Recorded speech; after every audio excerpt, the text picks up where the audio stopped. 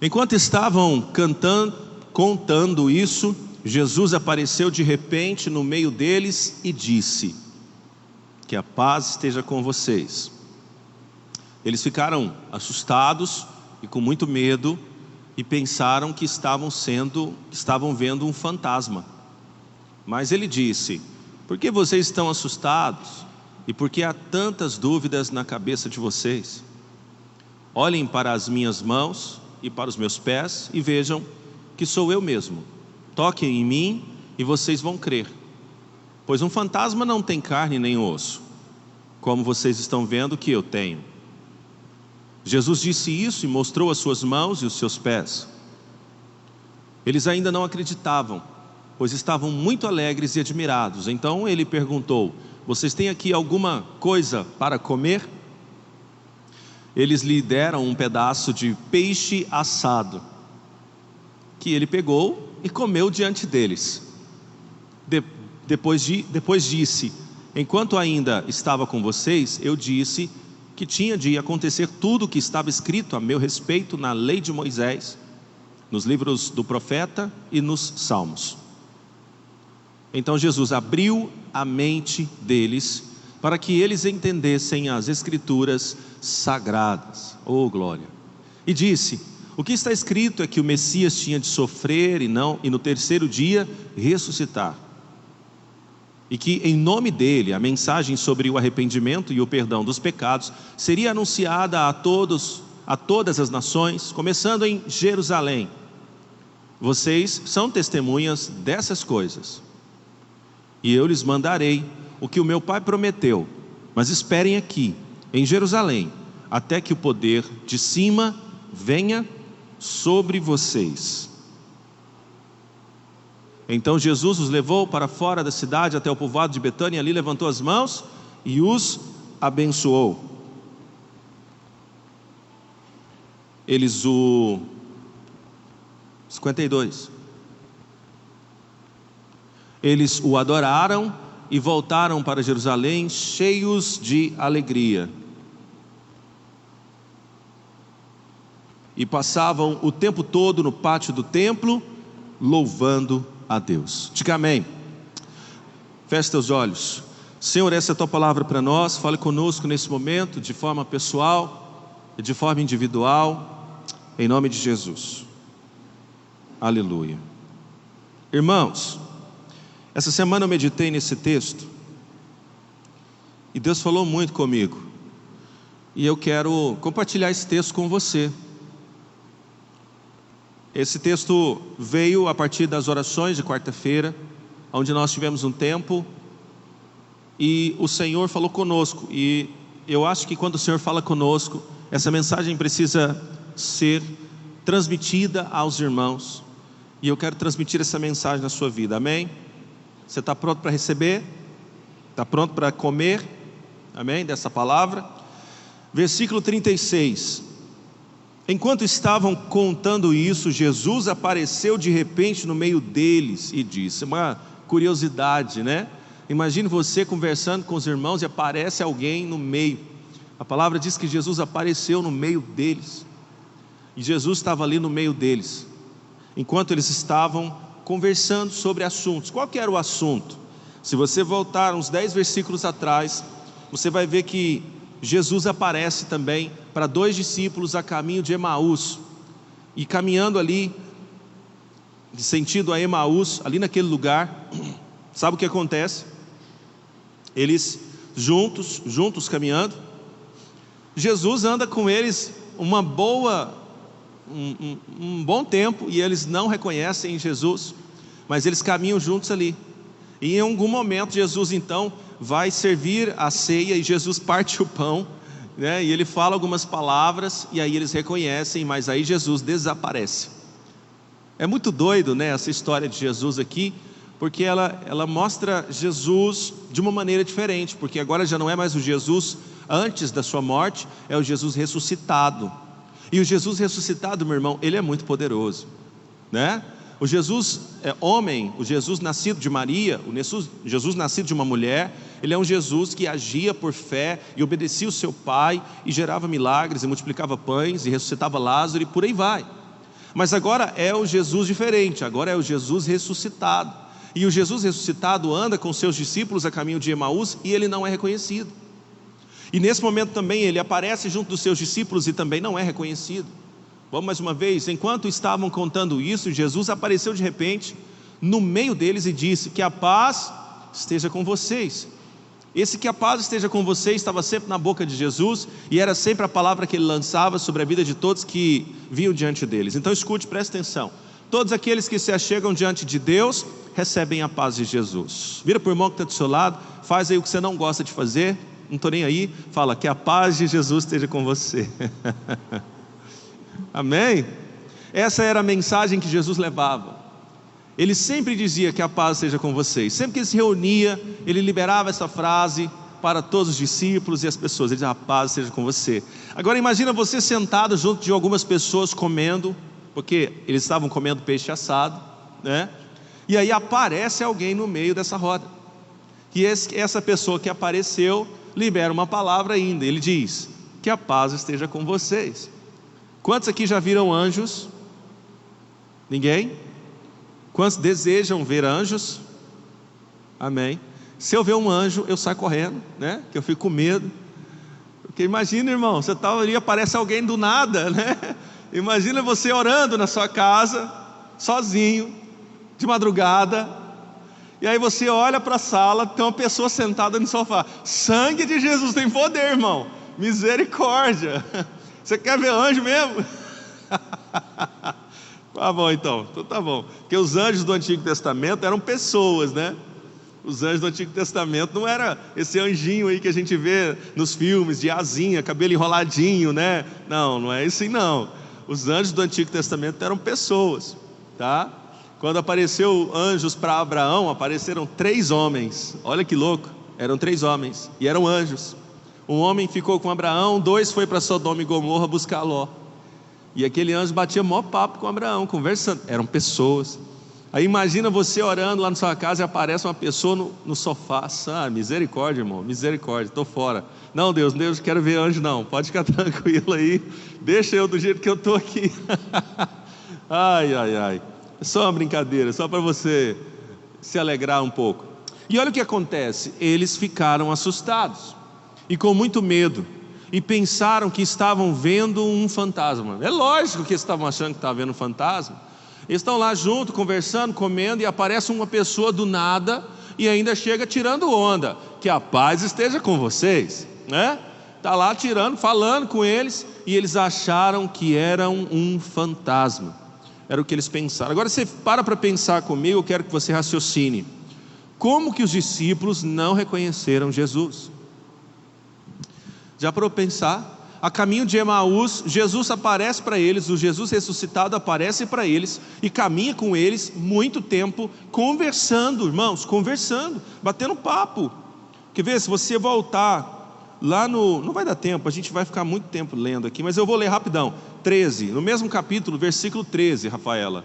Você volta lá para 13, olha só. Naquele mesmo dia, 2 dos seguidores de Jesus estavam indo para um povoado chamado Emaús, que fica a mais ou menos 10 quilômetros de Jerusalém. Eles estavam conversando a respeito de tudo o que havia acontecido.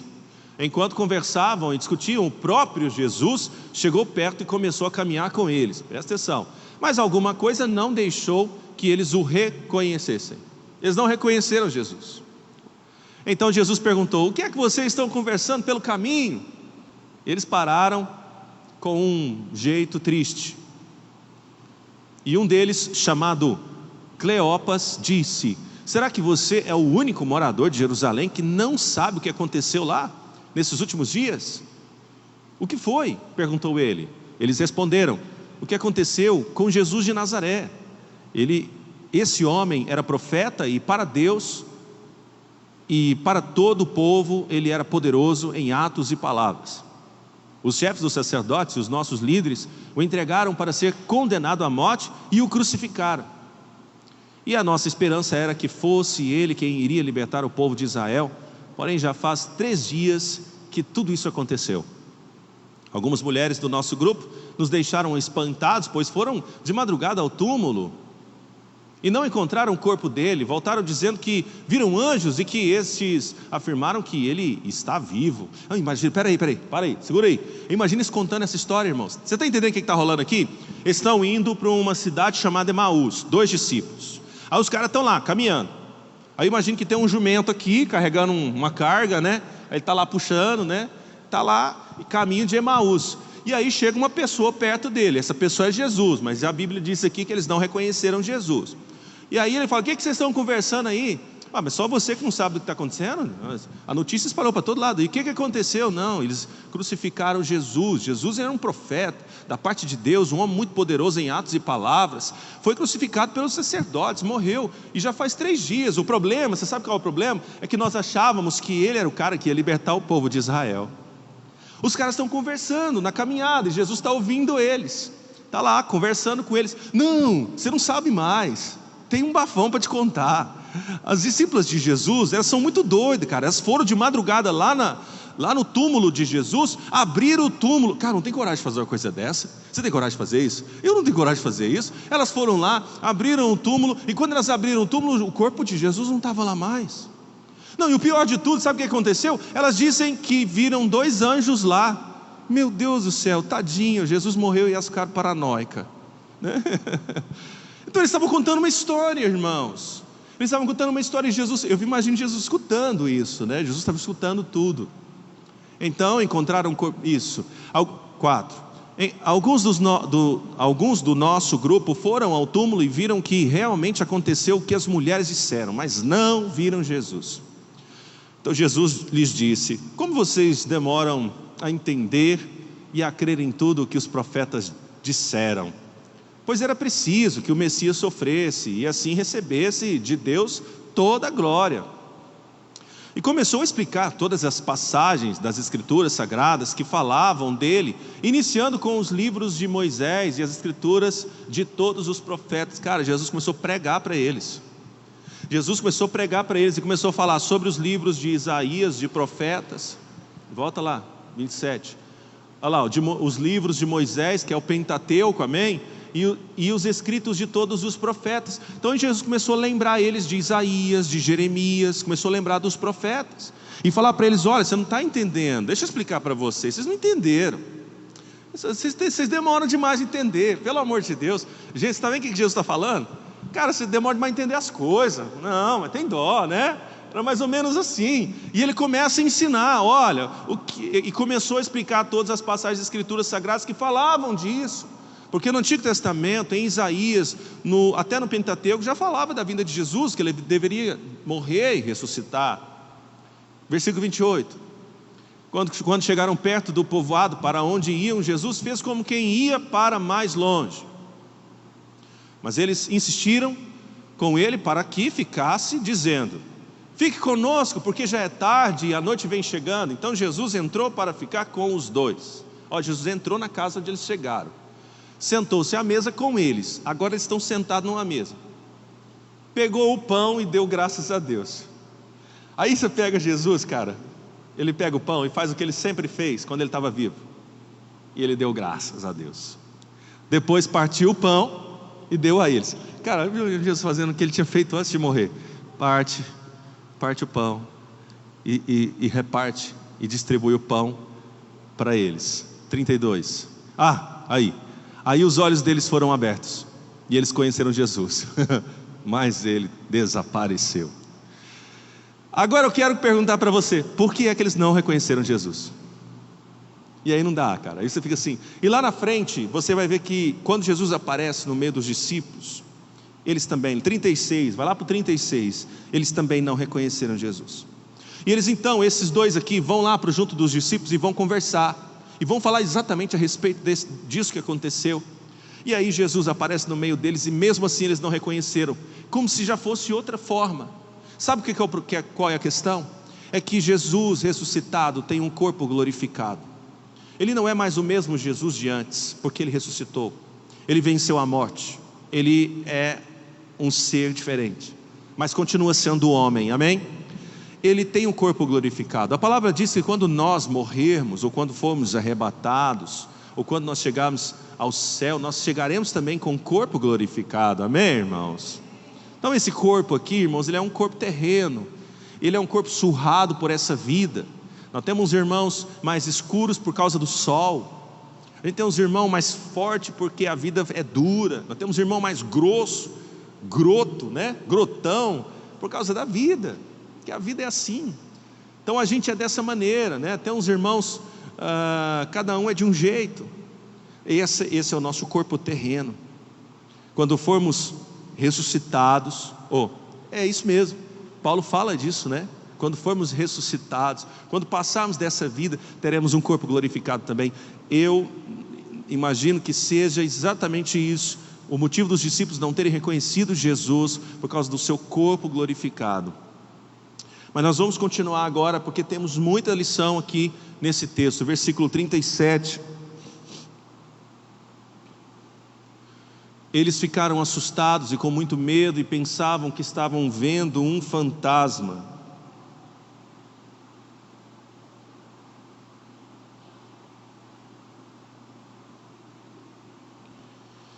Mas ele disse: por que vocês estão assustados? Essa é uma palavra de Jesus, foi ele que falou. E aí eu trago essa mensagem para nós, porque quando eu li esse texto, era como se Jesus estivesse falando comigo. Irmãos, por que nós estamos assustados? Imagina o cenário, os discípulos tinham toda a sua esperança em Jesus. Jesus morre, pronto, 3 dias se passaram, eles estavam ali sem saber o que fazer, eles não tinham mais direção, tinham passado 3 anos caminhando com Jesus, ouvindo de Jesus, sendo orientados sobre tudo. Agora Jesus morreu, e eles estavam ali 3 dias depois, assustados, não sabiam o que fazer.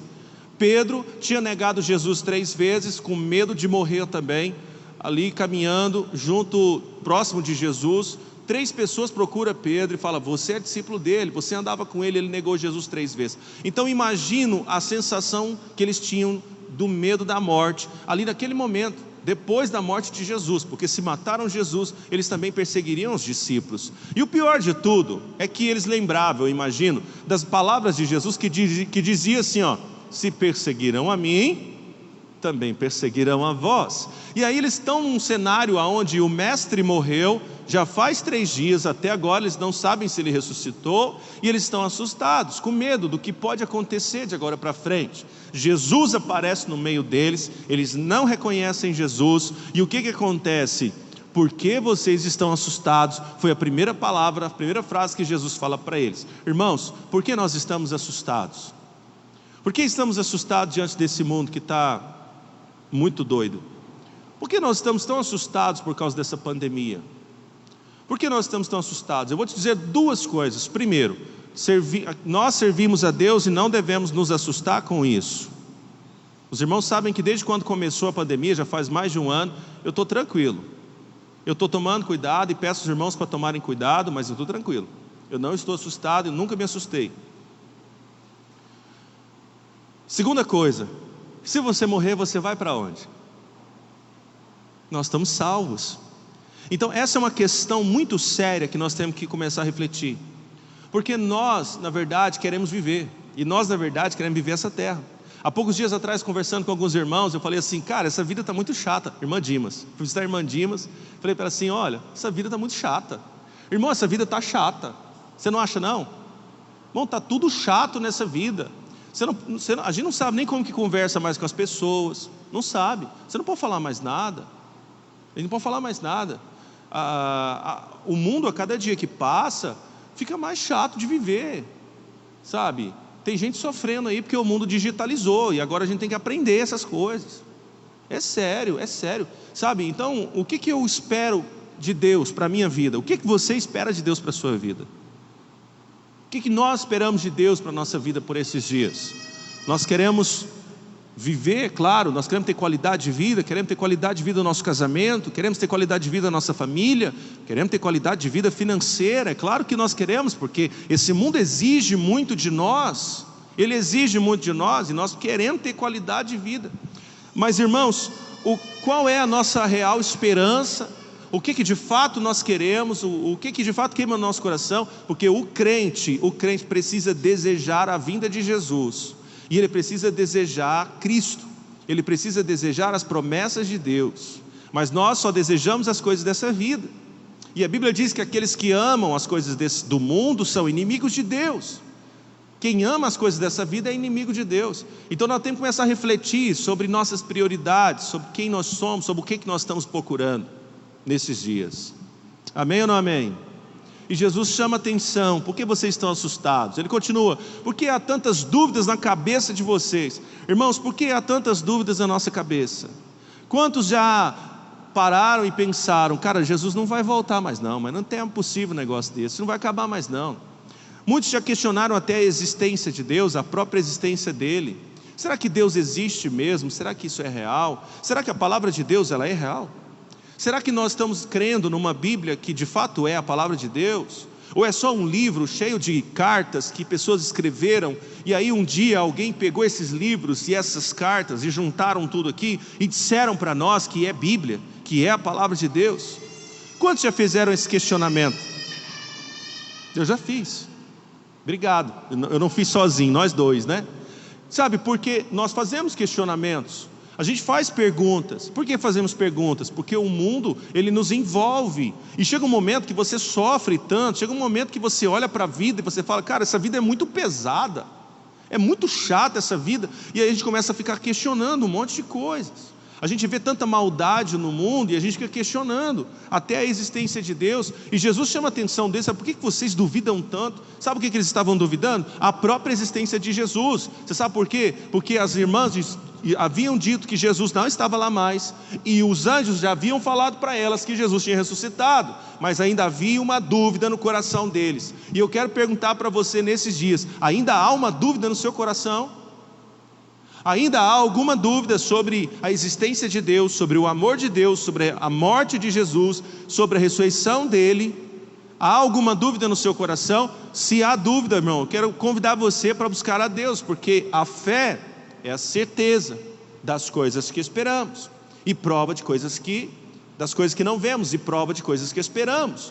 Então a fé, ela caminha com a certeza. Então nós precisamos ter uma certeza de quem Ele é. Não pode haver dúvidas em nós. Vou te falar mais: você tem dúvidas sobre a sua vida.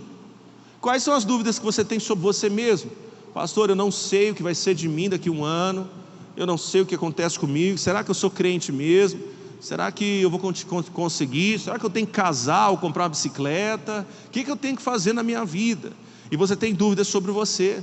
Eu quero falar para você quem você vai ser daqui no seu futuro. Nós temos dúvidas sobre o nosso futuro e isso nos atrapalha muito. Irmão, eu vou te falar do seu futuro. O seu futuro vai ser lindo e maravilhoso, vai ser muito abençoado, você vai ser próspero, você vai ganhar mais experiência, alguns vão ter netos, alguns vão ter filhos, você vai ter uma vida maravilhosa, amém? Esse é o seu futuro. Se você continuar com Jesus, você será surpreendido lá na frente, porque Jesus é fiel, Deus é fiel, Ele é um Deus que cuida de nós e vai continuar cuidando de nós. Você crê nisso? Você crê que Deus é fiel, irmãos? Você crê que Ele cuida de você? Então não tenha mais dúvidas, não tenha mais dúvidas sobre nada disso. Nós estamos num tempo, por que eu estou falando isso? Irmãos, que nós estamos num tempo onde os grupos, vários grupos anticristo, essa é a palavra mais correta, eles estão fazendo de tudo para provar que não é real.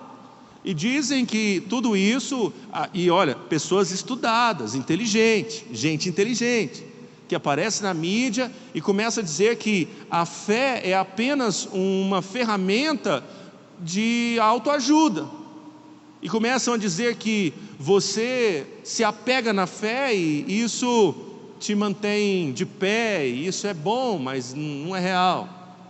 Eles começam a falar a esse respeito. E nós estamos e existe uma safra de uma geração muito inteligente para falar contra a existência do Senhor. E eu quero que você abra o teu coração e fique firme. Fala para o irmão do seu lado, mas fica firme. Aleluia. Olhem para minhas mãos e para os meus pés e vejam que sou eu mesmo. Quando Jesus fala, olhe para as minhas mãos, para os meus pés e veja que sou eu mesmo, Jesus está falando assim, olhe para as minhas obras, olhe para o que eu fiz, olhe para a minha caminhada. Ele está dizendo, olhe para mim. Irmãos, quando você tiver dúvida, olhe para as obras de Jesus, comece a voltar a ver o que Ele fez. E eu vou te falar o que Ele fez. primeiro milagre dele, ele transformou água em vinho num casamento, ele salvou um casamento. Jesus multiplicou pães e peixes 2 vezes, isso só relatado. Ele alimentou mais de 5.000 homens numa multiplicação dessa. Jesus andou sobre as águas. Imagina Jesus andando sobre as águas. Ele desafia a gravidade. Jesus acalmou a tempestade no meio, junto dos discípulos ali no barco. Ele acalma a tempestade. Ele lá libera uma voz de comando e acalma a tempestade. Jesus ressuscitou Lázaro. Lázaro já estava morto, e ele ressuscita Lázaro. E Lázaro sai para fora sozinho. Ele sai para fora sozinho, vivo. Jesus ressuscitou a filha de Jairo, curou um monte de gente. A mulher com fluxo de sangue tocou nele e foi curada. Jesus fez milagres espantosos, assustadores. Jesus fez coisas que deixavam a gente apavorada. Tamanho poder era daquele cara. Ele tinha muito poder, ele era muito poderoso, ele foi muito poderoso, ele é muito poderoso, amém? E ele está falando: olhe para as minhas mãos e olhe para os meus pés. Ele está dizendo: olhe para as coisas que eu realizei e olhe para os lugares onde eu fui, para a minha caminhada. Veja quem eu sou, lembre quem eu sou, irmãos. Nós não podemos esquecer quem é Jesus. Nós não podemos esquecer das obras dele. Nós não podemos esquecer da caminhada dele nessa terra. Nós não podemos esquecer o que ele fez. Quando ele fala: olhe para as minhas mãos, ele mostra os furos que ele fez questão de deixar, né, irmãos? Porque ele podia simplesmente acabar com aquilo, mas ele fez questão de deixar os furos nas mãos, e fez questão de deixar os furos nos pés. E ele fala: olhe para isso, para que vocês creiam. Ele continua dizendo ainda: não somente olhem, mas toquem em mim e vocês vão crer. Aleluia. Ele está falando: olha, seus bando de incrédulo, vocês estão duvidando demais. Olhe para mim e vocês, toquem em mim e vocês vão crer. Toquem em mim e vocês vão crer. Sabe o que nós precisamos fazer para crer? E crer mais o que estamos crendo? Tocar em Jesus, tocar no Senhor. Muitas pessoas caminhavam com Jesus, Jesus ia de um lado para o outro, multidões seguiam Jesus, mas não se aproximavam dele. Alguns queriam estar perto dele, eram os discípulos, estavam com ele. Outros deitavam no colo dele, andavam, pegavam. No meio de uma multidão, uma mulher com fluxo de sangue sai de onde ela estava, ela passa no meio de um monte de gente e encosta nele. Ela queria pegar nele. Irmãos, Jesus está falando: toquem em mim, vocês vão crer. Vem aqui. Sabe o que falta em mim e em você? É uma busca ao ponto de tocarmos em Jesus. É uma busca de um nível muito maior. Nós precisamos aumentar o nosso nível de busca. Nós vamos aumentar o nosso nível de procura do Senhor, para irmos até Ele, para termos uma experiência maior com Ele. Qual foi a maior experiência que você teve com Jesus? E quando isso aconteceu?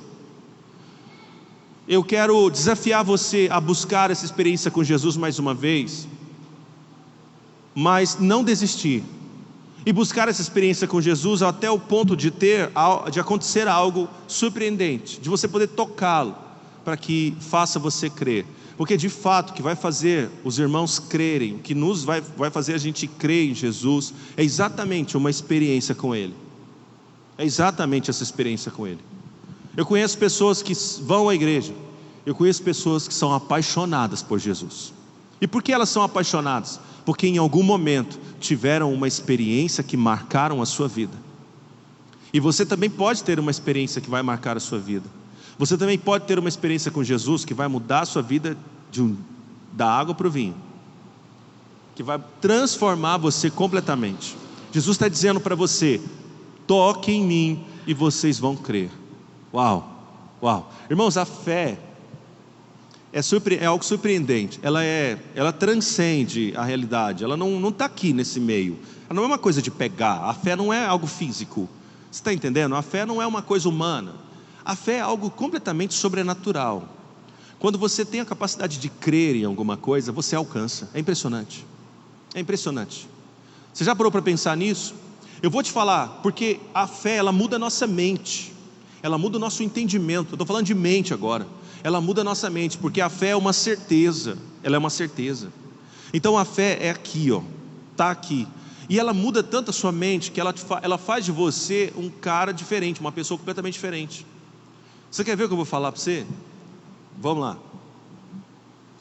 Você pega um time de futebol, vamos falar de time de futebol, e vamos falar do Flamengo, vamos falar mal do Flamengo. Aí você pega, você pega o Flamengo embalado, ganhando de todo mundo de goleada. Aí você vem do outro lado um time chamado São Paulo, no ano passado isso aconteceu, e o São Paulo não estava embalado, mas eles entraram em campo assim, ó, nós vamos ganhar do Flamengo. E aquilo entrou na cabeça deles de uma maneira que eles falaram assim: cara, nós vamos derrubar esse gigante. E eles entraram em campo. E foi 1, 2, 3, 4. Foi 4-0? 4-0. Aí você pega um time embalado, gigante como o Flamengo, que estava ganhando de goleada, e toma uma goleada. 4-0. Sabe o que é isso? Aqui, ó, mente, entendimento, fé. Nós pegamos um cara, menino, chamado Davi. Aí tem um gigante lá que já tem 30 dias ou 40 dias que ele está atormentando o povo de Israel. E o gigantão está lá pagando de bonito. E ele fica: mande alguém vir aqui, que se ganhar de mim, não sei o quê. E fica lá pagando de fortão. O rei Saul estava morrendo de medo. Ele estava morrendo de medo, irmãos. Ele estava sujando as calças já, de medo do gigante. Aparece um menino raquítico, sardento, e fala assim: eu vou derrubar esse cara, porque esse cara está afrontando um Deus de Israel. Ele pega um estilingue, uma funda, pega pedra, pega 5 pedras, que nem precisou usar aquele tanto de pedra, e bota uma pedra na funda, e chega diante do gigante, que tinha quase 4 metros, e ele gira a funda, e fala algumas palavras lá: você vem com espada e lança, eu venho em nome do Senhor dos exércitos. E ele joga a pedra no gigante, e o gigante cai. Irmão, Davi matou o gigante? Fala a verdade. Davi derrubou o gigante? Não, irmãos, não tem como. Irmãos, na boa, não tem jeito do Davi derrubar o gigante. Mas ele estava crendo tanto naquele negócio. Ele estava assim: cara, esse gigante vai cair. E ele estava muito furioso, porque o gigante estava insultando o povo de Israel. E ele estava muito furioso naquela hora. Ele falou assim: cara, e esses bunda mole aqui atrás? Desculpa, foi mal. Foi mais forte que eu. Mas é mesmo, não era, irmãos? Não é? Fala a verdade. Irmãos, pensa um exército inteiro atrás. Não apareceu ninguém para ir lá derrubar o gigante. Vai no gigante, corta a perna do bicho, do cara. Irmão, alguma coisa tem que acontecer. Não sei o que aconteceu, o cara tem que fazer alguma coisa. Mas os soldados, mais de 1000 soldados, amarelaram para o gigante. Um menino que nem era soldado, já estava tão encrencado com aquele negócio, falou assim: você quer saber do negócio? Esse cara vai cair agora. E pegou a funda na força do entendimento da fé. Ele estava crendo que aquele negócio ia acontecer. Irmão do céu, meu Deus, ele estava crendo naquilo. E ele pegou aquela funda e jogou no gigante. E Deus, com a sua grande, infinita misericórdia, derrubou o gigante. O gigante caiu tonto. A Bíblia diz que Davi pegou a espada do próprio gigante. O miserável não tinha nem espada. Ele pegou a espada do próprio gigante. Imagina a dificuldade que ele teve para levantar essa espada.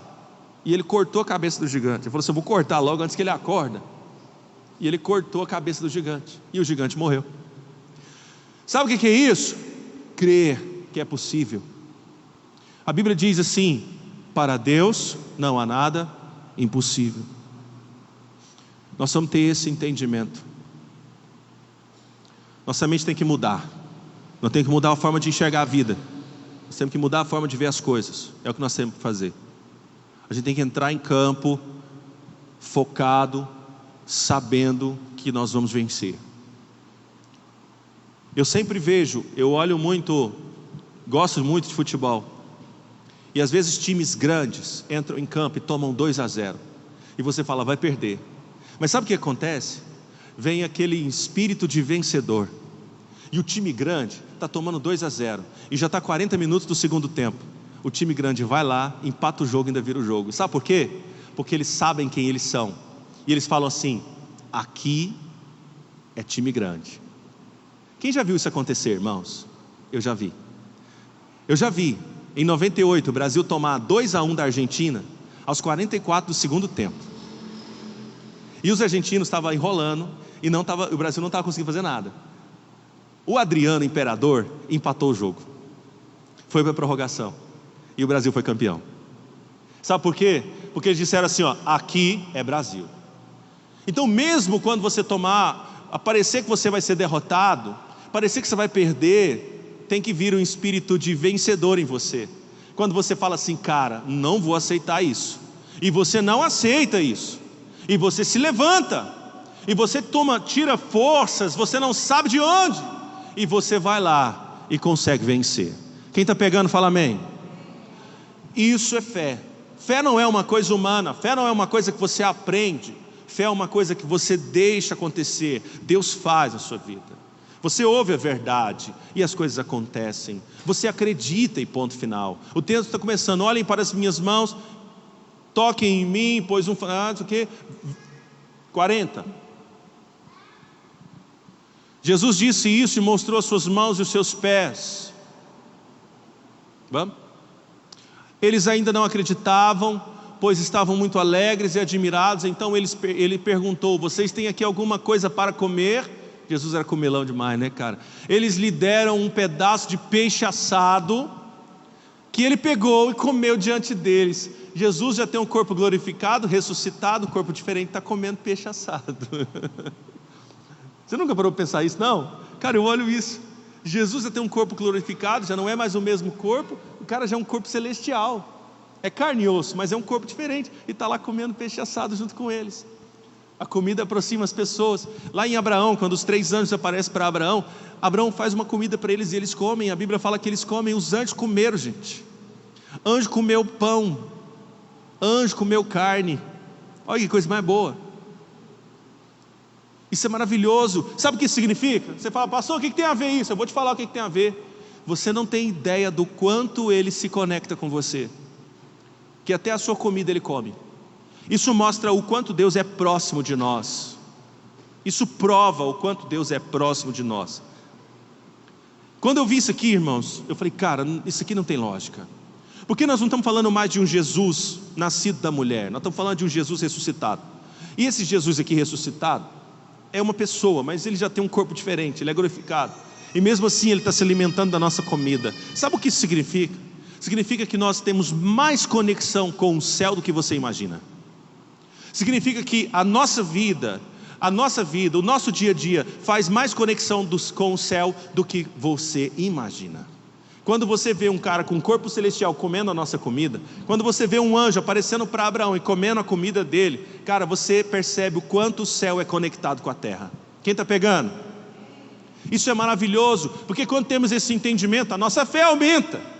E eu fico, cara, isso é maravilhoso, porque nós sabemos o quanto Deus é próximo de nós. Ele é muito próximo de nós. Continua, 44. Depois disse, enquanto ainda estava com vocês, eu disse que tinha de acontecer tudo o que estava escrito a meu respeito na lei de Moisés, nos livros dos profetas e nos salmos.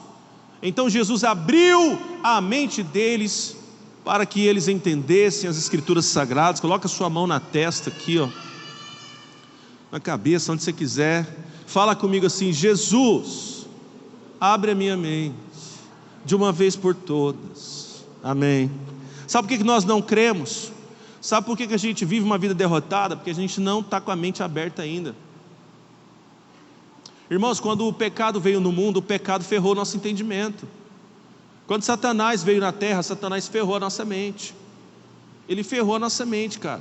E a gente não consegue absorver tudo de Deus exatamente por causa disso. Mas aqui a Bíblia diz que Jesus abriu a mente deles para que eles entendessem as Escrituras. E o foco de Jesus, o propósito de Jesus era que eles pudessem entender as Escrituras sagradas. Quando nós começarmos a nos alimentar da palavra de Deus, das Escrituras sagradas, que são as mãos e os pés de Jesus, que vão contar sobre toda essa trajetória dele, nós teremos uma vida completamente diferente. E eu peço para o Senhor abrir a nossa mente nesses dias. Eu peço para Ele abrir a sua mente, a minha mente. 46. O que está escrito é que o Messias tinha de sofrer e no terceiro dia ressuscitar. E que em nome dele, a mensagem sobre o arrependimento e o perdão dos pecados seria anunciada a todas as nações, começando em Jerusalém. Aleluia. Jesus fala ainda uma coisa, olha, deixa eu só explicar para vocês. O que está escrito lá nas Escrituras é que o Messias teria de vir, morrer e ressuscitar. E a mensagem que seria pregada em nome deles era a mensagem do que, irmãos? Fala, arrependimento. Fala de novo, 1, 2, 3 e arrependimento e perdão dos pecados. E aí sabe como que a gente prega o evangelho hoje? Jesus te ama, trem, não é? Você é uma bênção. Que bênção o quê? O cara é mentiroso, safado, sem vergonha. A gente chama o cara de bênção. Não é bênção não, aí. Ah, não é, irmãos? Ladrão, trombadinha, né? Esses dias eu achei que levei de trombadinha para a igreja, vocês lembram? Deve estar assistindo. E a gente chama de bênção. Não é bênção não, irmãos. É igual a mulher, às vezes fala assim, ai, meu marido é uma bênção. Não, não é não. Não é não. Ai, meu filho é uma bênção. Não, não é não. Para aí, é só um modo de dizer, não é? Mas bênção não é não, não é? Eu tenho que entender isso. A gente vai pregar o evangelho e falar que Jesus ama o camarada. Aí João Batista lá atrás pregava assim, ó, arrependei-vos, pois é chegado o reino de Deus. O próprio Jesus pregava dessa maneira. Sabe o que nós estamos precisando? Nós estamos precisando de arrependimento. Esse é o evangelho verdadeiro. Sabe qual é o avivamento verdadeiro acontecendo numa cidade? Um avivamento onde as pessoas se arrependem. Sabe quando é o maior indício de que Deus está fazendo algo na sua vida? Quando você se arrepende de alguma coisa. Quando você olha para dentro de você mesmo, para você, para suas ações, para a sua vida e fala assim, cara, eu me arrependo, eu não posso viver assim, eu tenho que mudar. Se você está vivendo com Jesus e não há arrependimento em você, tem algo errado. Tem algo muito errado em você, mas muito errado. Sabe, porque você não está ouvindo o verdadeiro evangelho. E a gente fala assim, pastor, mas como que acontece que tem igrejas que só pregam autoajuda e elas estão lotadas? É porque o falso evangelho também gera falsas conversões. E o verdadeiro evangelho vai gerar verdadeiras conversões. Irmãos, escute, o evangelho sem arrependimento não é evangelho. E toda a mensagem do evangelho que foi pregada por meio de Jesus Cristo, por meio de João Batista, era uma mensagem de arrependimento e de perdão dos pecados. Uma vez uma pessoa me procurou e falou para mim, pastor, você precisa conversar com meu marido. O que foi? Meu marido me trai, ele faz isso, ele me bate, ele faz aquilo. Eu falei assim, tá, mas por que eu vou conversar com ele? Ah, porque eu quero que ele muda. Tá, mas ele arrependeu? Não, então ele não vai mudar. Não adianta, ele não vai mudar. Você está pegando, está entendendo o que eu estou falando? Porque a mudança só vem a partir do arrependimento. É por isso que eu falei há poucos dias atrás, irmãos, nós estamos numa onda de igreja que faz libertação. Não sou contra nada disso não, sou contra isso não. Mas deixa eu te falar uma coisa, se o cara não se arrepender, ele não vai ser liberto, então não adianta. Na verdade, esse negócio de libertar, vamos libertar o drogado, ele está drogado, vamos libertar, não, ele não tem que ser liberto, ele tem que se arrepender das drogas, porque a gente trata o drogado como se fosse uma doença, não é doença, é um pecado. É verdade, parece duro, mas é verdade. O cara mexe com droga, ele é viciado. O cara mexe com bebida, ele é viciado. Ah, você tem que ser liberto. Não, ele não tem que ser liberto, ele tem que se arrepender. O dia que ele se arrepender, ele larga por ele mesmo. Você está entendendo, irmãos? O evangelho verdadeiro é o evangelho de arrependimento. Por quê? Porque é o arrependimento que muda as pessoas. Quando você se arrepende de alguma coisa, você deixa, você para. Você simplesmente deixa aquele pecado que você fazia. Mas nós estamos tratando muito pecado como obra do Satanás. Nós estamos tratando muito pecado como obra do capeta lá. E a gente fala que o cara precisa ser liberto desse demônio, não sei de onde. Ele não tem que ser liberto do demônio, ele tem que ser liberto dele mesmo. Tem que se arrepender dos seus pecados. Porque Jesus não falou nada disso. Jesus só falou assim, ó, arrependei-vos dos vossos pecados. Jesus pregou apenas que precisavam se arrepender de seus pecados. E a gente que fica inventando moda. Isso é mais pura verdade. Pode procurar na Bíblia. Folha de capa a capa, você não vai achar nada de libertação lá. A única coisa que acontece é o gadareno que chega endemoniado. Jesus nem fala com ele, é ele que fala com Jesus. O gadareno chega em Jesus e fala assim, o senhor já veio nos atormentar. E o demônio que pede para ser expulso. Aí Jesus manda ele embora. Você está entendendo o que eu estou falando? Esse é o verdadeiro evangelho. Evangelho de arrependimento. E o indício fortíssimo de avivamento é quando as pessoas se arrependem. É quando as pessoas começam a pedir perdão. É quando as pessoas elas começam a se humilhar, a se quebrantar. É quando as pessoas começam a ir diante de Deus arrependidos.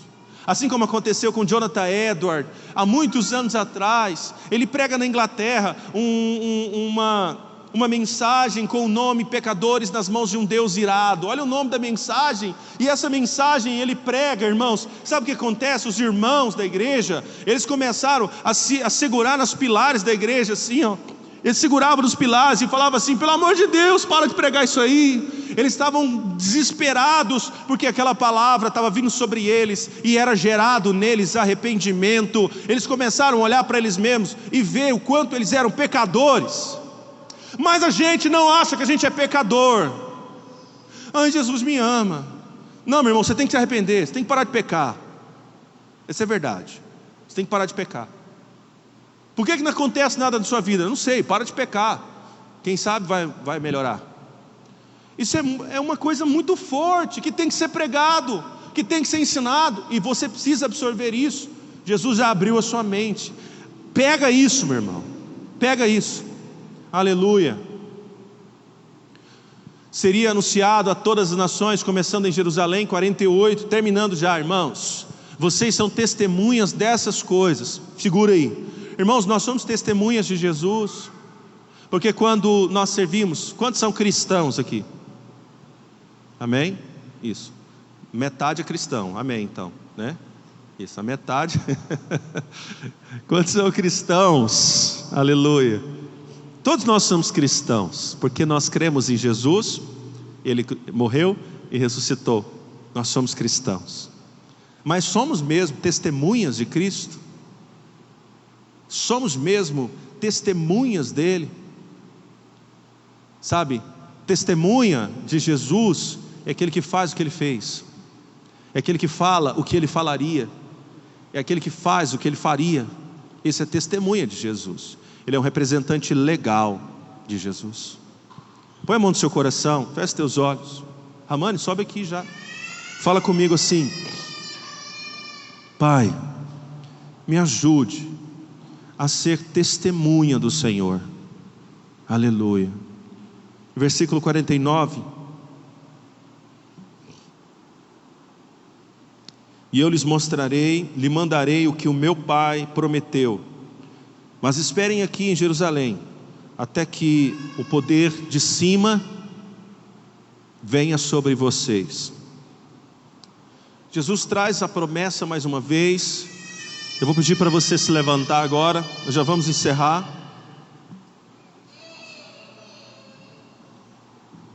Jesus traz a promessa mais uma vez, e essa promessa acontece lá em Atos, lá em Pentecostes. Estavam todos reunidos naquele lugar, quando de repente veio sobre eles um som, como de um vento impetuoso, que encheu aquela casa. E eles então receberam aquela promessa. Jesus traz a promessa e fala: olha, vocês são testemunhas, eu lhes mandarei o que o meu Pai prometeu, mas esperem aqui em Jerusalém, até que o poder de cima venha sobre vocês. Eu quero te dizer uma coisa, eu tenho falado nos últimos dias, tenho falado nos últimos cultos que estamos tendo. Deus vai derramar algo sobre nós nesses dias, que nós vamos ficar assustados. Amém. Ele vai derramar algo sobre nós que vamos nos assustar. Deus vai derramar algo sobre esta igreja, vai vir o Espírito Santo derramado sobre nós, que vamos ficar surpresos. Ele quer fazer isso na sua vida. Nós vamos ver conversões, pessoas vão se entregar a Jesus, nós vamos ver muitos arrependimentos, nós vamos ver pessoas serem curadas, pessoas buscando Jesus desesperadamente. Nós vamos ver tudo isso acontecer. No meio desse mover, seus familiares se converterão. Eles vão dizer para você assim: ó, hoje eu vou para a igreja com você. tudo isso vai acontecer. Jesus olha para os discípulos e fala: eu quero que vocês esperem aqui. Ele fala: esperem aqui em Jerusalém, até que do alto vocês sejam revestidos de poder. Deus vai derramar sobre nós. Você crê nisso? Amém? Feche os seus olhos, nós vamos adorar o Senhor. Esse derramar tem muitos benefícios, irmãos. Sabe qual os benefícios desse derramar? Famílias restauradas, casamentos restaurados, financeiro restaurado. Quando vier esse derramar sobre nós, você vai prosperar tanto que vai ficar assustado. Quando vier esse derramar sobre nós, você ficará com a saúde muito melhor. Quando vier esse derramar sobre nós, vai vir uma alegria sobre você, que você vai se surpreender. É por isso que nós oramos por esse derramar. É por isso que nós clamamos tanto por isso. É por isso que nós desejamos tanto derramar do Espírito Santo sobre nós, porque vamos ver vidas sendo transformadas, vamos ver casamentos sendo restaurados, vamos ver famílias diferentes. Jovens vão profetizar, os velhos terão sonhos. É assim que a palavra diz. Deus vai revigorar você.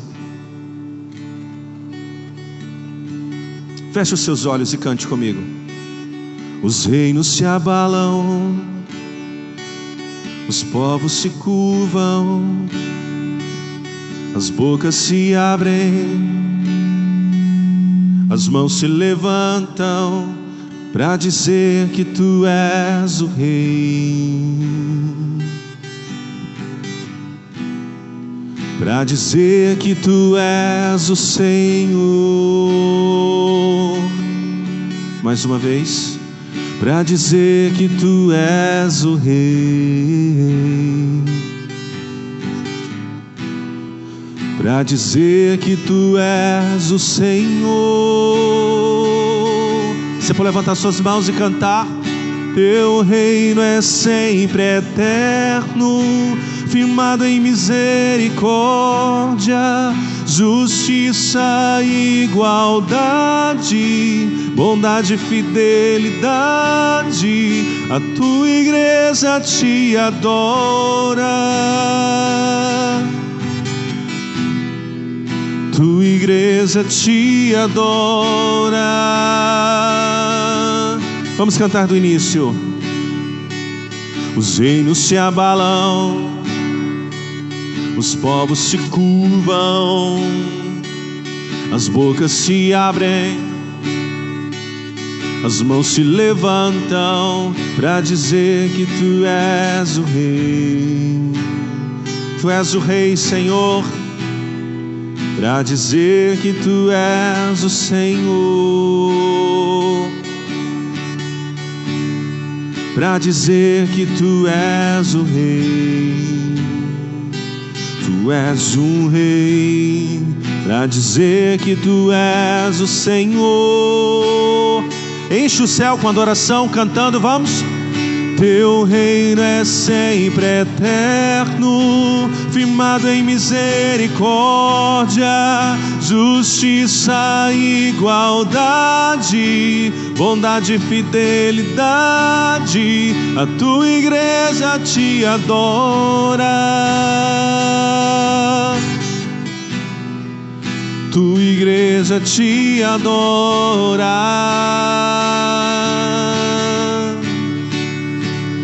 Eu quero que você comece a fazer uma oração agora. Ore por esse derramar do Espírito. Ore por esse derramar do Senhor sobre a igreja. Pai, manda esse Espírito Santo do alto para nós, que venham derramar sobre a tua casa, que venham derramar sobre a tua igreja, para que haja transformações, mudanças. Faz os meus irmãos prosperarem, faz as coisas mudarem. Muda, Senhor, a vida de cada um que está neste lugar. Derrama o teu Espírito sobre a tua igreja, derrama o teu Espírito sobre a tua casa, derrama o teu Espírito sobre cada homem, mulher, sobre cada fôlego. Derrama o Teu Espírito sobre nós, porque à medida que o Teu Espírito for derramado sobre nós, a nossa vida vai melhorando, as coisas vão mudando. Aleluia. Você pode levantar suas mãos e aplaudir Jesus o mais forte que você puder. Glória a Deus. Deus falou com você? Aleluia. Deixa eu te abençoar então. Estende suas mãos. Que a graça e a paz do Senhor e a consolação do Espírito Santo seja sobre todos vós. Todos digam amém. Deus abençoe, irmãos. Excelente semana a você.